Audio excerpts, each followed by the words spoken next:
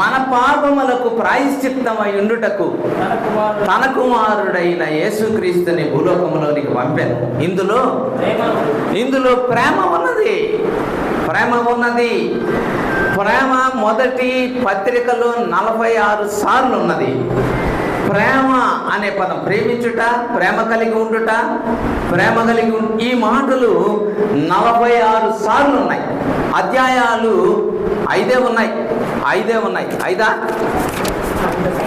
ఉన్నాయి. కానీ 5లో 46 సార్లు ప్రేమను గురించి, అంటే ప్రేమ యొక్క ప్రాముఖ్యత దేవుని వాక్యములో వివరించబడింది. ప్రేమ ఎంతో గొప్పది. కొరింథీ పత్రిక తీయని అవసరం లేదు. 13వ అధ్యాయము 13వ వచనంలో అన్నాడు, విశ్వాసము, నిరీక్షణ, ప్రేమ ఈ మూడును నిలుచును, వీటిలో శ్రేష్టమైనది ప్రేమ. యేసు ప్రభువు ప్రేమ, పరలోకపు తండ్రి ప్రేమ. ఈ ప్రేమ మనం కలిగి ఉంటాం. ఏ ప్రేమ? యేసుక్రీస్తు ప్రభువు ప్రేమ దేవుని బిడ్డలమైన మనం కలిగి ఉండాలి. ఈ జాగ్రత్తగా వినండి. ఈ ప్రేమ ఎవరిది అసలు? దేవుని ప్రేమ. ఏ ప్రేమ? దేవుని ప్రేమ. ఈ ప్రేమ శిష్యులకు చెప్తూ యోహాను సువార్త 13వ అధ్యాయం చివరి వచనం చదువుతాం. యోహాను సువార్త 13వ అధ్యాయం చివరి వచనం. ఒక నిమిషం అన్న. 13వ అధ్యాయం, క్షమించండి, 35వ వచనం. మీరు ఒకని ఎడల ఒకరు ప్రేమ కలవారైన ఎడల దీన్ని బట్టి మనల్ని గురించి జనం ఎలా తెలుసుకుంటారు? వీళ్ళు ప్రార్థనకి వెళ్తున్నారని ఎలా తెలుసుకుంటారు? వీళ్ళు భక్తులని ఎలా తెలుసుకుంటారు? వీళ్ళు యేసయ్య బిడ్డలని ఎలా తెలుసుకుంటారు? బైబిల్ తీసుకొని వస్తేనా? తెల్ల డ్రెస్ వేసుకుంటేనా? సంకన సంచి తగిలించుకుంటేనా? ఎట్ట గుర్తుపడతారు వీళ్ళు యేసుప్రభు బిడ్డలని? యేసుప్రభు బిడ్డలని ఎట్ట తెలుసుకుంటారని చెప్పాడు యేసుప్రభు. మీరు ఒకని ఎడల ఒకడు ప్రేమ కలిగి ఉండడం వలననే మీరు నా శిష్యులని జనం తెలుసుకుంటారు. లోకం మిమ్మల్ని ఎట్ట తెలుసుకుంటుందో తెలుసా? మీరు ప్రార్థనకి వెళ్ళటం వల్ల కాదు, మీరు బైబిల్ పట్టుకోవటం వల్ల కాదు, మీరు మందిరానికి వెళ్ళటం వల్ల కాదు, మీరు దీర్ఘ ప్రార్థనలు చేయటం వల్ల కాదు, మీరు కానుకలు ఇవ్వటం వల్ల కాదు, మీరు ఒకరినొకరు ప్రేమించుకుంటే మీరు నా శిష్యులు. ప్రేమించుకోకపోతే నువ్వు ప్రార్థన చేసినా, మందిరానికి వచ్చినా, ప్రసంగం చేసినా, ప్రార్థన చేసినా అన్నీ సున్నా. ప్రేమించకపోతే మీరు ఒకరినొకరు ప్రేమించుకోవాలి. అది నేను చెప్పాను. అప్పుడు ఆ ప్రేమ, ఈ దేవుని ప్రేమ, ఆయన అంటున్నాడు మీరు నాలాగా ప్రేమించండి. నేను ఎలా ప్రేమించానో ఒకసారి జ్ఞాపకం చేస్తాను. 13వ అధ్యాయంలోనే మొదటి వచనం. తాను ఈ లోకము నుండి తండ్రి యొద్దకు వెళ్ళవలసిన గడియ వచ్చినని యేసు పస్కా పండుగకు ముందే ఎరిగిన వాడై లోకములోనున్న తన వారిని ప్రేమించి, అంతం వరకు అంటే చివరి వరకు ప్రేమిస్తానే ఉన్నాడండి. అంటే ఈ ప్రేమ దేవుని ప్రేమ. అంతము వరకు ప్రేమించేదే నిజమైన, కుదిరితే ప్రేమించేది ప్రేమ కాదు, కుదరకపోతే ఇడిచిపెట్టేది ప్రేమ. నాకు వాళ్ళకు కుదరలేదండి, అందుకని వాళ్ళ జోలి నేను పట్టించుకున్నాను, వాళ్ళని వదిలేసాను, వాళ్ళ గురించి పట్టించుకోవట్లేదు. అంటే అర్థం ఏంటంటే నువ్వు కుదిరినప్పుడు ప్రేమించే ప్రేమ. యేసు ప్రభు ప్రేమ అలాంటిది కాదు. అంతము వరకు, ఫైనల్, చివరి వరకు, ప్రాణం పోతున్నా సరే, ప్రాణం పోతుంది యేసు ప్రభువుకి. కలువరి శిలువలో ఇంకో కొద్ది నిమిషాల్లో, కొద్ది గంటల్లో ప్రాణం పోతుంది. అక్కడ నుండి అంటున్నాడు, తండ్రి మీరేం చేస్తున్నారో వీరికి తెలియదయ్యా, వీళ్ళని. ఏం ప్రేమ! యేసు ప్రభు ప్రేమ క్షమించే చివరి వరకు. అంతము వరకు అని చెప్తూ నేను చివరి వరకు ప్రేమిస్తున్నాను, మీరు కూడా ఒకళ్ళనొకళ్ళు ప్రేమించుకుంటేనే నా శిష్యులు. మీరు యేసుప్రభు బిడ్డలని చెప్పుకోవాలనుకుంటున్నారా? నేను యేసుప్రభు బిడ్డలని చెప్పుకోవాలనుకుంటున్నావా? నేను భక్తి చేస్తున్నానని చెప్పుకుంటున్నావా? నేను గుడికి వెళ్తున్నానని చెప్పుకుంటున్నావా? నేను మందిరానికి వెళ్తున్నానని చెప్పుకుంటున్నావా? నువ్వు ఖచ్చితంగా ప్రేమించాల్సింది. ప్రేమించని వాడు ఇప్పుడు అక్కడే ఉంది, మీరు చదువుతా రాశారో లేదో తెలియదు కానీ ఏమనుంది, ప్రేమింపని వాడు. యోహాను పత్రికలోకి రండి, ఇది ఇలాగే పెట్టండి, ఇది ఇలాగే పెట్టండి. యోహాను రాసిన మొదటి పత్రిక,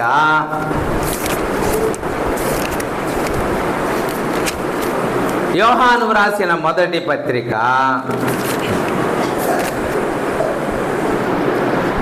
2వ అధ్యాయము 9వ వచనం.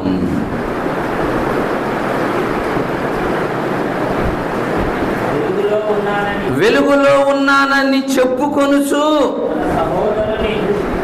తన సహోదరుని ద్వేషించువాడు ఎప్పటి వరకును. అంటే ప్రేమించటానికి వ్యతిరేకమైన పదం ఏంటి? ద్వేషించటం. ఎవరైనా సరే తన సహోదరుని ద్వేషించువాడు, తన సహోదరిని ద్వేషించువాడు. సహోదరి అయితే సహోదరి, సహోదరుడైతే సహోదరుడు. సంఘములో ఉండగా నేను ద్వేషిస్తున్నాడు అనే మనసు ఉందంటే వాళ్ళు ఇంకా ఎక్కడున్నట్టు? చీకట్లో. చీకటి అంటే పాపం, చీకటి అంటే పాపం, అంటే ఇంకా తప్పులోనే ఉన్నట్టు, ఇంకా పాపంలోనే ఉన్నట్టు. నువ్వు ద్వేషించకూడదు. యేసుక్రీస్తు ప్రభు చనిపోయే వరకు, అంతము వరకు ఆయన ప్రేమిస్తూనే ఉన్నాడు. అందుకనే God so loved the world అన్నాడు. అంటే సో అనే పదానికి అక్కడ యాక్చువల్గా ఏం వాడాలంటే ఇన్ఫినిటివ్ వాడాలి. మ్యాథమెటిక్స్లో ఇన్ఫినిటివ్ అనే పదం అంటే చిన్న అక్షరం ఒకటి ఉంది, ఇన్ఫినిటివ్ అంటారు దాన్ని. మ్యాథమెటిక్స్లో ఇన్ఫినిటివ్. ఇన్ఫినిటివ్ అంటే కౌంట్లెస్, అనంతం, దానికి ఎండ్ లేదు, దెర్ ఇస్ నో ఎండ్ అంటారు. సో లవ్డ్ ద వరల్డ్, ఎంతగా ప్రేమించాడంటే అంతము వరకు, చివరి వరకు ప్రేమిస్తానే ఉన్నాడు. చివరి వరకు ప్రేమించి 13వ అధ్యాయం యోహాను సువార్త తీసే ఉంచమన్నా. యోహాను సువార్త 13వ అధ్యాయం అలాగే ఉంచమన్నా.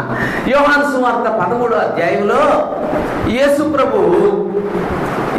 ప్రభు ఎట్లా ప్రేమించాడో చెప్తున్నాడండి. పాత్ర తీసుకున్నాడు, నీళ్లు తీసుకున్నాడు, 12 మంది శిష్యులు కూర్చున్నారు. జాగ్రత్తగా వినండి. యేసు ప్రభు పాత్ర తీసుకున్నాడు, ఒక తువాలు కట్టుకున్నాడు, 12 మంది కూర్చున్నారు. 12 మంది పాదాలు కడుగుతా వస్తున్నాడు. వాళ్ళల్లో ఎవరుంటారు చెప్పండి? యూదా ఇస్కరియోతు అప్పగిస్తాడని యేసు ప్రభు తెలుసా? నన్ను అమ్ముకుంటాడు అని తెలుసా? తెలిసినా సరే యూదా ఇస్కరియోతు పాదాలు యేసు ప్రభు అది అంతము. నన్ను అప్పగిస్తాడు వీడు, నన్ను నమ్ముకుంటున్నాడు వీడు అని తెలుసు యేసు ప్రభు. వీడు నా దగ్గర దాచిపెట్టిన డబ్బులు దొంగతనం చేస్తున్నాడని తెలుసు యేసు ప్రభు. అందుకని అక్కడ రాశాడు, వారిని అంతము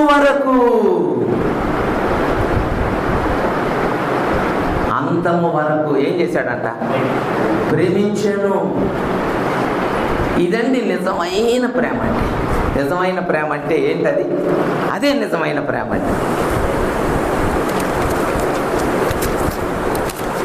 నాకు ఒక విషయం గుర్తుకొస్తా ఉంది. రోమీలకు రాసిన పత్రిక 13వ అధ్యాయం.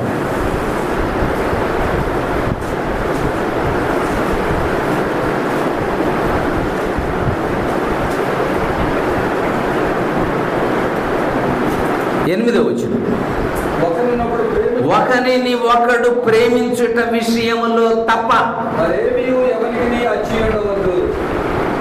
అసలు ప్రేమించడమే నేర్చుకోండి.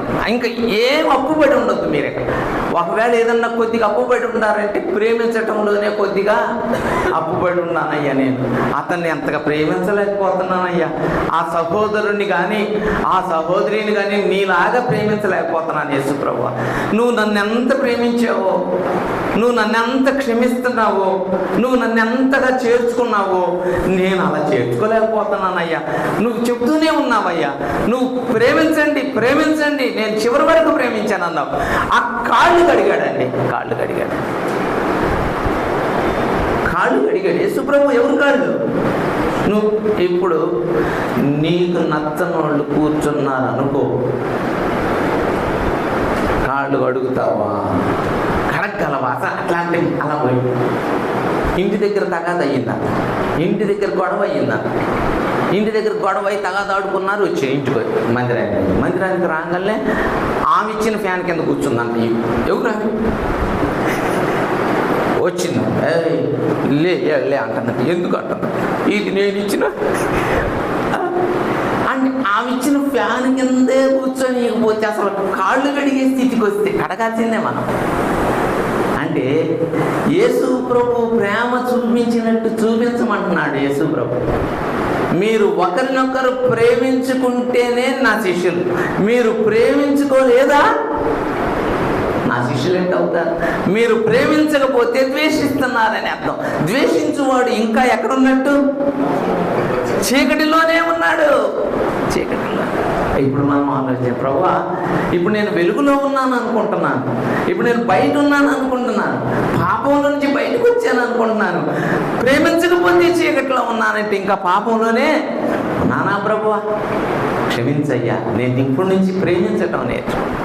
అక్కడే 10వ వచనం 13:10 ప్రేమ పొరుగువానికి కీడు చేయదు. ఇక్కడ కీడు అని ఉందలే, కీడు అని ఉంది. నేను అంటున్నా అంటే నేను దాన్నే మార్చట్లేదు. నష్టము కలిగించదు, అపాయము కలిగించదు, దూషించదు, అవమానపరచదు, హేళన చేయదు. ఇవన్నీ పెట్టుకోవచ్చా మనం? పెట్టుకోవచ్చా పెట్టుకోకూడదా? అక్కడ ఒకటే అన్నాళ్లే, ప్రేమ కీడు చేయదని. కీడంటే నువ్వు ద్వేషిస్తున్నావా, దూషిస్తున్నావా, అవమానపరుస్తున్నావా, హేళన చేస్తున్నావా, నిందిస్తున్నావా, నీ పొరుగు వాడిని అపాయం కలిగించాలి, నష్టం కలిగించాలని చూస్తున్నావా? అది ప్రేమ కానే కాదు. ప్రేమించటం అంటే యేసు ప్రభు దగ్గరే నేర్చుకోవాలండి మనం. యేసు ప్రభువే ప్రేమకు సాదృశ్యం. లోకంలో ఎంతో మంది ఉన్నారు కానీ యేసు ప్రభువులాగా ప్రేమించిన వారు ఎవరు లేరండి. అంతము వరకు తన్ను చంపుతాడు, తన్ను పట్టిస్తాడు, తన్ను చేస్తాడు అన్న వ్యక్తిని కూడా కాళ్ళు కడిగాడండి. భోజనానికి కూర్చున్నాడు, రొట్టె విరుస్తున్నాడు యేసు ప్రభు. యేసు ప్రభు రొట్టె విరుస్తా అన్నాడు, మీలో ఒకడు నన్ను బట్టి, అదే అధ్యాయం 13వ అధ్యాయంలో, మీలో ఒకడు నన్ను పట్టిస్తున్నాడు అన్నాడు. అంటేను నేనా ప్రభువా నేనా ప్రభువా అని అందరూ. చివరికి ఇస్కరియోతు యోధా కూడా నేనా ప్రభువా అంటే యేసురావు అన్నాడు, యోధా నీకు తెలియదా అన్నాడు. అంతేగాని ఏ దొంగ నువ్వే మళ్ళీ ఎరగనట్టు ఇటు వచ్చి అని ఆ మాట లేదండి యేసుప్రభులు. యేసుప్రభు ఎంత ప్రేమ, నీకు తెలియదా యోధా అన్నాడండి. ఆ మాటకి నిజంగా యోధా హృదయం కరిగిపోయి గుండెలు పగిలిపోవాలి. ఇంత ప్రేమించే దేవుడిని నేను అప్పగిస్తుంది, ఇంత క్షమించే దేవుడిని నేను అప్పగిస్తుంది, ఇంత ప్రేమ ఉంది ఈయనలో. ఆ ప్రేమ యేసు ప్రభు ప్రేమ, అది ఎవరు కొలువలేనిది ప్రేమ, యేసుని ప్రేమ, అది ఎవరు కొలువలేనిది నిజము, దీనిని నమ్ము, ఇది ధర అందించలేనిది. ఎంత ప్రేమ అండి, ఎంత ప్రేమ. ఎఫెసీయులకు రాసిన పత్రిక 2వ అధ్యాయం 5వ అధ్యాయం, ఎఫెసీయులకు రాసిన పత్రిక 5వ అధ్యాయం 2వ వచనం.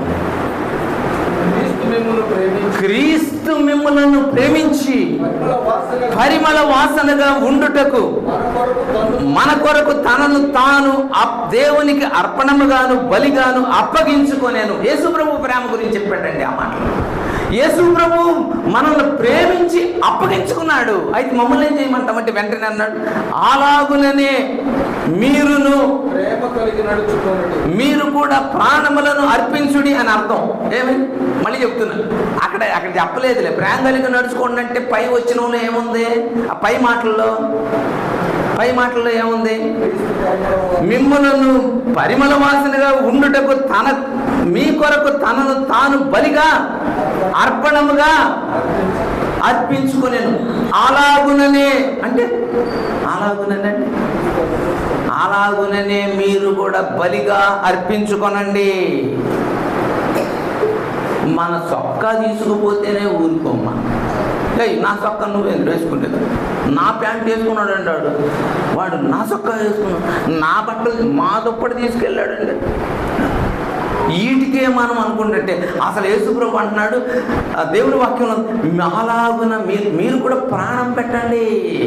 అమ్మో, ప్రాణం పెట్టడానికి అంత ప్రేమ చూపించాలా? మనం ప్రేమ చూపించాలి.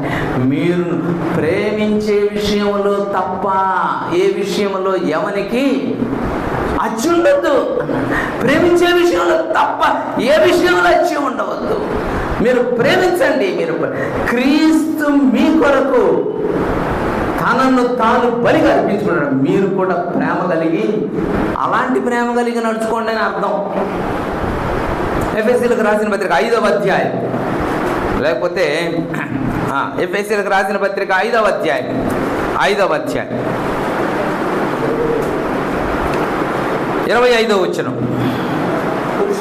పురుషులారా మీరును మీ భార్యలను ప్రేమించుడి, అటువలే క్రీస్తు కూడా సంఘమును ప్రేమించి అది కళంకమును ముడతైనను అటుది మట్టి ఏదైనను లేక పరిశుద్ధమైనదిగా నిర్దోషమైనదిగా మహిమగల సంఘముగాను ఆయన తన ఎదుడు దాన్ని నిలవబెట్టుకొనవలెనని వాక్యముతో ఉదక స్నానం చేత దాన్ని పరిశుద్ధపరచుటకై దాని కొరకు తనను తాను ప్రేమించి అప్పగించుకున్నాడు. యేసు ప్రభు అప్పగించుకున్నాడు కనుక మీరు కూడా ప్రేమ కలిగి ఉండండి. ప్రేమించండి. యేసు క్రీస్తు ప్రభు మిమ్మల్ని ఎలా ప్రేమించాడో మీరు అలా ప్రేమించండి. మీరు ప్రేమించలేదంటే అర్థం ఏంటి చెప్పండి? ప్రేమించలేదంటే ద్వేషిస్తున్నావని అర్థం. ద్వేషిస్తుంటే నువ్వు చీకటిలో ఉన్నట్టు అర్థం.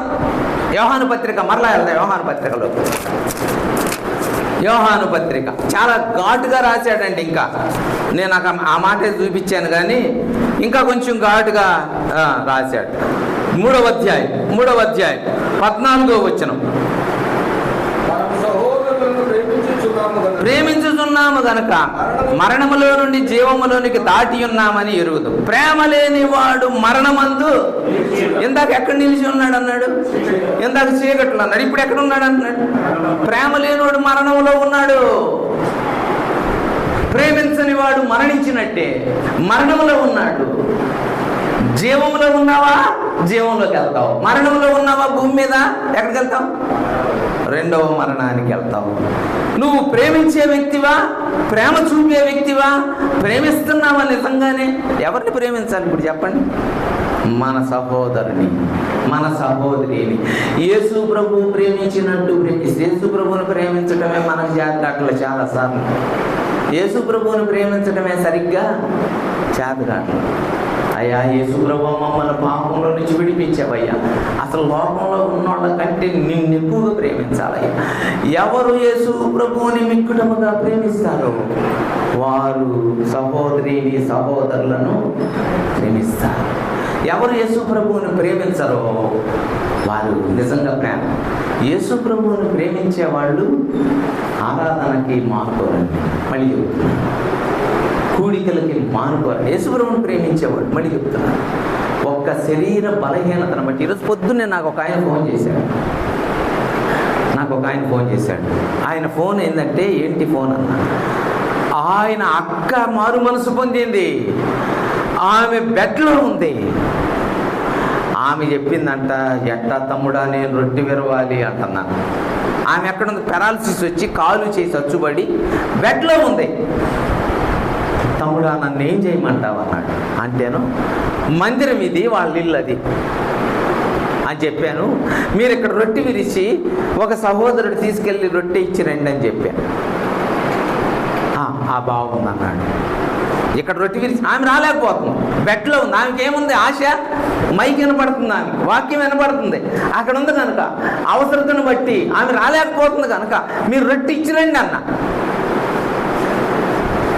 మహిళ అన్నాడు, అది కొంచెం కష్టమైద్దేమో తమ్ముడా అన్నాడు. ఏం తప్ప కష్టమేం కాదు, ఇచ్చిరండి అన్న. రెండోది ఒకవేళ అలా చేయలేకపోతే ఒక సంఘ పెద్ద, ఒక సహోదరుడు సాయంత్రం అక్కడికి వెళ్ళి మళ్ళీ ఆదివారం రోజే ఆమె కొరకు ఆ ఇంట్లోనే ఆరాధన పెట్టి ఆమెకు రొట్టె ఒక సంఘ పెద్ద, ఒక సేవకుడు, ఒక సహోదరుడు ఆ ఇంటికి వెళ్ళి ఆమె దగ్గర కూర్చొని ఆరాధన చేసి రొట్టె విరిచిరండి అంటే అట్లా చేస్తారు. సాయంత్రం మళ్ళీ మీటింగ్ పెట్టాలి. ఇక్కడ ఆరాధన అయిపోయింది ఉదయం, మళ్ళీ సాయంత్రం ఆమె కోసం ఆమె దగ్గర ఎందుకట్లా పెడుతున్నారంటే ఆమెకి రొట్టె విరవాలి, అది ఆశ. నేను బెడ్లో ఉన్నా నేను ప్రభు బలలో పాలు పొందాలి. నేను రక్షణ పొందిన దాన్ని ప్రభు నన్ను రక్షించుకున్నాడు, పాపం నుండి విడిపించాడు, నన్ను స్వస్థపరిచాడు, నాకు ఆరోగ్యం ఇచ్చాడు, క్షేమం ఇచ్చాడు. ఈరోజు బెడ్లో ఉన్నాను కానీ నాకు రొట్టె విరవాలి. రొట్టె విరవడానికి రాని వాళ్ళందరూ కూడా మళ్ళీ చెప్తున్నాను జాగ్రత్తగా, ప్రభువుని ప్రేమించే వాళ్ళు, నిజంగా ప్రభువుని ప్రేమించే వాళ్ళు మానరండి. ప్రభు ప్రేమను తెలుసుకున్న వాళ్ళు మానరు. అలా మానే వాళ్ళ గురించి పేతురు పత్రికలో ఒక మాట చెప్పాడు. పేతురు పత్రిక 2వ పత్రిక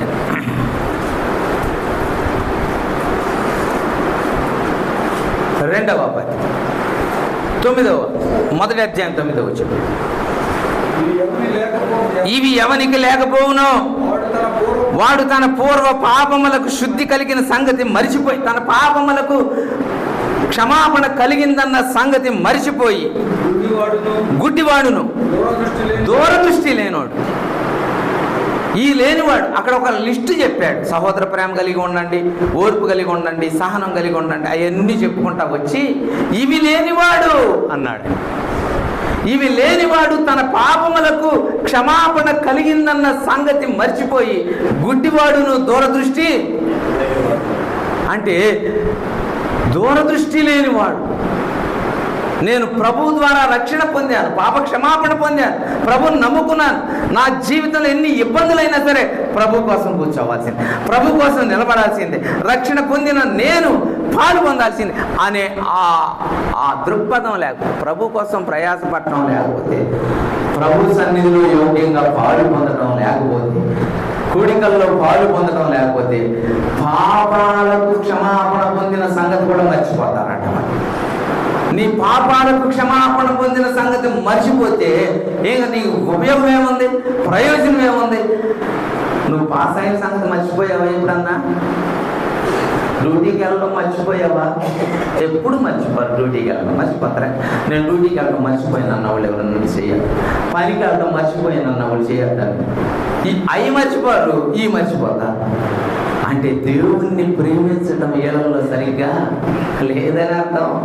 దేవుణ్ణి ప్రేమించేవారు కష్టమైన, నష్టమైన, ఇబ్బంది అయినా, సమస్య అయినా, అసలు అక్కడ చాలా విషయాలు సంఘాన్ని గురించి చెప్తూ, మీరు ఎన్ని గంటలకు ఆరాధన అని చెప్తారో అన్ని గంటలకు ప్రభు వచ్చి కూర్చుంటాడు. మన ఆరాధన తీసుకోవడానికి అన్ని గంటలకు ఆయన వచ్చి కూర్చుంటాడు. ఆయన్ని గనపరచడానికి వచ్చేవాళ్ళు అన్ని గంటలకు వచ్చి కూర్చోవాలి. ఆ దాటి వచ్చిన వాళ్ళందరూ కూడా ప్రభువుని గనపరచడం కాదంట, ఆయన్ని హేళన చేయడానికి వచ్చిన వాళ్ళు. అక్కడ ఆ మీటింగ్లో వి మాథ్యూ గారు వాక్యం చెబుతూ, మీరు అనుకున్న సమయానికి ప్రభు యేసుక్రీస్తు వారు అక్కడ ఉంటే ఆయన్ని గనపరచడానికి వస్తున్నారా, ఆయన్ని అవమానపరచడానికి వస్తున్నారా, ఆయన్ని హెచ్చించడానికి వస్తున్నారా, ఆయన్ని దించడానికి వస్తున్నారా, ఆయన గౌరవాన్ని తగ్గించడానికి వస్తున్నారా? కలెక్టర్ 9 గంటలకల్లా రమ్మంటేను, ఎస్పీ 8 గంటలకల్లా రమ్మంటేను, మన ప్రభు అయిన యేసుక్రీస్తు వారిని మనం ఆరాధన చేసే ప్రభుని మనం అంటే మన పాపములకు ప్రాయశ్చిత్తం, ఆయన్ని ప్రేమించడంలో చాలా లోపం, ఆయన్ని ఘనపరచడంలో లోపం అంది. అంతేకాదు మనం ఒకరినొకరు ప్రేమించుకోవడంలో కూడా లోపం. ఈ లోపం ఉంటే యేసు ప్రభు ప్రాణం అర్పించాడే, రక్తాన్ని చెందించి, అలాగే మీరు కూడా ఉండండి అన్నాడే. మీరు ఒకరినొకరు ప్రేమించుకుంటేనే నా శిష్యులు అవుతారు. లోకం మిమ్మల్ని గురించి తెలుసుకుంటుంది. లోకం మిమ్మల్ని గురించి, మనల్ని గురించి తెలుసుకునేది ఏంటో తెలుసా? వీళ్ళండి ఒకే సంఘానికి వెళ్తారు కానండి ఎవరి అమలేదండి ఒకరికొకరికి. వీళ్ళెట్ట విశ్వాసులండి, వీళ్ళెట్ట దేవుని బిడ్డలండి, వీళ్ళెట్ట పరిశుద్ధులండి అంటే ప్రేమింపని ప్రతివాడు మరణములో ఉన్నాడు, ప్రేమ లేని ప్రతివాడు చీకటిలో ఉన్నాడు. నిజంగా యేసు ప్రభు ప్రేమ యోగా నీకు తెలియదా అన్నాడు. వెంటనే అప్పుడే యేసుప్రభు శరీరంలో, యేసుప్రభు రక్తంలో పాలు పొందాడు. యోహాను సువార్త 13వ అధ్యాయం చూడండి. ఈ మాట చెప్పి నేను చూపిస్తాను.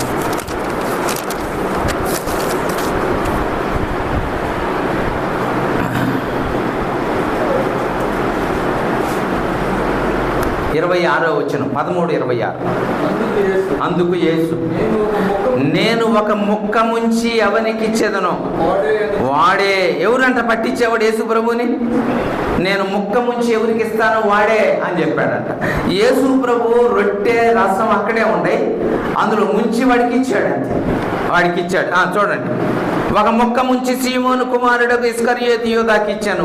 వాడు ఆ ముక్క పుచ్చుకొనగానే సాతాను వానిలో.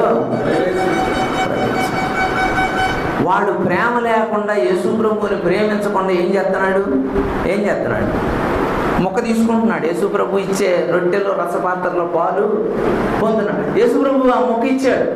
మొక్క ఈగానే యోగ్యత లేదు వాళ్ళు యేసు ప్రభువుని ప్రేమించడంలా.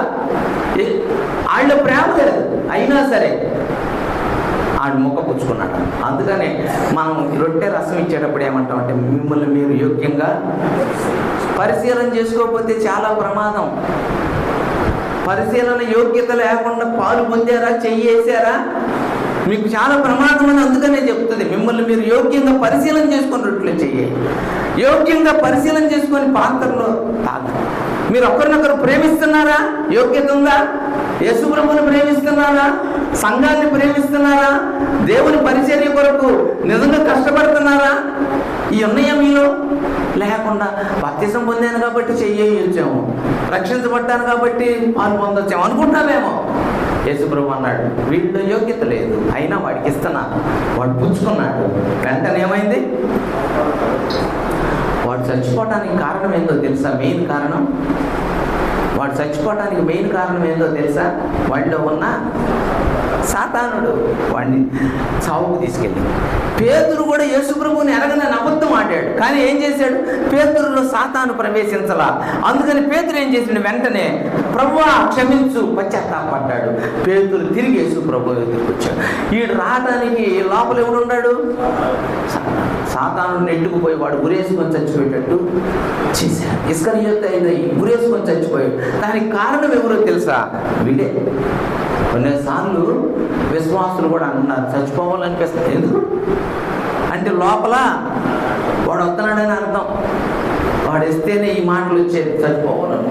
ఎందుకు చచ్చిపోవాలి? యేసు ప్రభువు నిన్ను రక్తం పెట్టి కొన్నాడు, నిన్ను విమోచించాడు, నిన్ను విడిపించాడు. నువ్వు యోగ్యంగా లేవు, నువ్వు కరెక్ట్గా లేవు, నువ్వు నిజంగా లేవు. ఉంటే ఆ ముక్క పుచ్చుకుంటే నీకు ఎంత దీవెనో అన్నాడు. ఆ ముక్క పుచ్చుకునే వాళ్ళ గురించి, ఆ రసపాత్రలో పాలు పొందే వాళ్ళ గురించి యోహాను సువార్త 6వ అధ్యాయంలో ఏమన్నాడో చూడండి. 6వ అధ్యాయం 54వ వచనం. నా శరీరము తిని నా రక్తము త్రాగువాడే వాడికి నిత్య జీవం. యోగ్యంగా పాలు పొందిన వాడికి నిత్య జీవం ఉంది. కరెక్ట్గా పాలు పొందిన వాళ్ళకి నిత్య జీవం ఉంది. యోగ్యంగా పాలు పొందని వారు ఇస్కరియోతు యూదా లాంటి వాళ్ళకి ఏముంది? పక్కనే వాడు రెడీగా ఉన్నాడు సాతాను. నువ్వు ఎప్పుడు ఈ అయోగ్యంగా చెయ్యేస్తావు, అయోగ్యంగా పుచ్చుకుంటావు, ప్రేమ లేకుండా, ప్రేమించకుండా, క్షమించకుండా, ఓర్చుకోకుండా, సహించుకోకుండా చెయ్యి వేస్తావు, వాడు పక్కన రెడీగా ఉంటాడు. ఆహా వీడు నా ఓడు రాబాయ్, వీడు పుచ్చుకున్నాడు కాబట్టి వీళ్ళకి. ఇది వాక్యం, నేను చెప్పే మాటలు కాదు, వాక్యం అట్టాగే ఉందని నా వ్యాఖ్యానమే, నా వ్యాఖ్యానం కాదు. అందుకనే మనము పాలు పొందే ప్రతి వారు పరిశుద్ధత విషయంలో, నీతి విషయంలో, దేవుని విషయంలో జాగ్రత్తగా ఉండాలి. ఎప్పటికప్పుడు నేను వచ్చే ఆదివారం పాలు పొందాలి. చాలామంది అనుకుంటున్నారు ఈ వారం పొందకపోతే పర్వాలేదులే అనుకుంటున్నారు. కొంచెం అయోగ్యత ఉంది కాబట్టి పాలు పొందకపోతే పర్వాలేదు అనుకుంటున్నారు. ఇక్కడ చూడండి, నా శరీరం తిని నా రక్తం త్రాగువాడే నిత్య జీవం గలవాడు, అంత్య దినమున నేను వానిని. నువ్వు ఒకవేళ పాలు పొందలేదు అనుకో, అప్పుడే యేసు ప్రభు వచ్చాడు. ఏమైంది? విడిచిపెట్టబడతావేమో, ఆగిపోతావేమో. నువ్వు నిజంగా యేసు ప్రభు ద్వారా లేపబడాలంటే, ఎత్తబడాలంటే నువ్వు ఎప్పటికప్పుడు జాగ్రత్తగా సరి చేసుకుంటూ, కనపరుచుకుంటూ పనులలో పాలు పొందాలి. దేవుని వాక్యానుసారంగానే పాలు పొందాలి. దేవుని వాక్యాన్ని నేర్చుకుంటూ పాలు పొందాలి. అలా చేయడానికే ప్రయత్నం చేయాలి. ఎప్పుడు పరిశుద్ధంగా ఉండడానికి, పాపం జోలికి వెళ్లకుండానే ఉండాలి. ప్రేమించే విషయంలో తప్ప. ప్రేమ లేనివాడు మరణమందున్నాడు, ప్రేమ లేనివాడు చీకటిలో ఉన్నాడు, ప్రేమ లేనివాడు హంతకుడు, నరహంతకుడు అని కూడా అన్నాడు. ప్రేమ లేనివాడు ఎవరంట? నరహంతకుడు అన్నాడు. నరహత్య చేసే పాపమా పుణ్యమా? పాపమే. నరహంతకుడు, ప్రేమ లేనివాడు హంతకుడు అన్నాడు. యోహాను పత్రిక మళ్ళా చదవండి. మీరు ప్రేమ గురించి అండర్లైన్ చేశారు, మంచిదే. కానీ ప్రేమ లేనివాడు హత్య చేశాడు. కయ్యూనుని ఎందుకు వాడు హత్య చేశాడు? వాడు హంతకుడై, వాడు తన సహోదరుణ్ణి ద్వేషించి, తన సహోదరుణ్ణి ప్రేమించకుండా కయ్యూనుని హత్య చేశాడు. వాడు హంతకుడు అన్నాడు. అంటే ప్రేమ లేనివాడు ఎవరు చెప్పండి ఇప్పుడు? హంతకుడు. పిల్లరా, మనం ప్రేమిస్తున్నామా, ద్వేషిస్తున్నామా? యేసు ప్రభు మనల్ని ప్రేమించేది, మన కొరకు ఆయన తనదని అప్పగించుకున్నాడే. అలాగే మీరు కూడా ఉండండి అన్నాడే. ప్రేమించడంలో తప్పనిస్తే మనం చేయగలిగేది ఏంటి? మనం ప్రేమిద్దాం. యేసు ప్రభువుని ప్రేమించినట్టే మనం అన్నాడు యేసు ప్రభు. చూడండి సామెతల గ్రంథం 8వ అధ్యాయం. సామెతల, నేను ముగించేస్తున్నాను, క్షమించండి, కొద్దిగా నాకు టైం అయిపోయింది. 8వ అధ్యాయం 17వ వచనం. సామెతల గ్రంథం 8వ అధ్యాయం 17వ వచనం. నన్ను ప్రేమించు వారిని. అబ్బా, ఎంత మంచి మాట! నన్ను ప్రేమించు వారిని, those who loved me I will love అన్నట్టు. అంతేనా? ఉందా ఇంగ్లీష్ వర్షన్లో? Those who love me I love them. నేను వాడిని ప్రేమిస్తా. ఎప్పుడు? వాడు నన్ను ప్రేమించు వారిని నేను ప్రేమిస్తా. యేసు ప్రభు చేత ప్రేమించబడటం కంటే గొప్ప సంగతి లోపల ఇంకేముందండి? పాపాల నుంచి క్షమించబడటాన్ని అందరిని ప్రేమిస్తున్నాడు, కానీ ప్రత్యేకంగా ప్రేమిస్తాడు ఆయన్ని ప్రేమించేవాడు. పాపం విషయంలో అందరినీ ప్రేమిస్తున్నాడు. ఎవరు వచ్చినా క్షమిస్తాడు, ఎవరు వచ్చినా క్షమిస్తాడు, ఎంత ఘోర పాపినైనా క్షమిస్తాడు. కానీ ఆ ప్రేమ ఉంచడం కాదు, ఆయన చేత ప్రేమించబడటం గొప్ప సంగతి. ఆయన్ని మనం ఎక్కువగా ప్రేమించే కొద్ది మనం ఏం చేసుకుంటాం? నువ్వు ప్రేమిస్తూ ఉంటే దేవుని దగ్గర నుంచి ప్రేమను పొందుతావు. ఆయన నిన్ను ప్రేమిస్తాడు. ఆయన్ని ప్రేమించే వాళ్ళకి ఏ కొదువా ఉండదు అన్నాడు. 91వ కీర్తన 14లో అన్నాడు, అతడు నన్ను ప్రేమించుతున్నాడు గనుక నేను అతన్ని తప్పిస్తా అని ఉందండి. అతడు నన్ను ప్రేమించుతున్నాడు కనుక నేను అతన్ని ఎందుకు తప్పిస్తావా? అతన్ని అపాయంలో నుంచి అంటే అతను నన్ను ప్రేమించేవారు నేను ప్రేమిస్తా. దేవుడు నిజంగా ఎంత ప్రేమ గలవాడు. నిన్ను ఎంత ప్రేమించాడు, నీ కొరకు ఎన్నిసార్లు రక్తం కార్చి, ఇప్పటికీ నువ్వు ఆయన ఆజ్ఞల ప్రకారం ఆయన క్రమాన్ని సరిగ్గా పాటించకపోతే ఎంత బాధపడుతున్నాడు, ఎంత వేదన పడుతున్నాడు, ఆయన వాక్యానుసారంగా నువ్వు నడవకపోవటాన్ని బట్టి ఆయన ఎంత దుఃఖపడుతున్నాడో మనసులో. అయ్యో, నేను ప్రేమించిన నా బిడ్డ నా మాటల ప్రకారం నడవట్లేదే, ఎంత బాధ. ప్రార్థన చేద్దాం, ప్రార్థన చేద్దాం. ప్రభువుని ప్రేమిస్తున్నావా? నిజంగా సహోదరులను సహోదరులను ప్రేమిస్తున్నావా? ప్రేమ లేనివాడు దేవుని ఎరగనివాడు.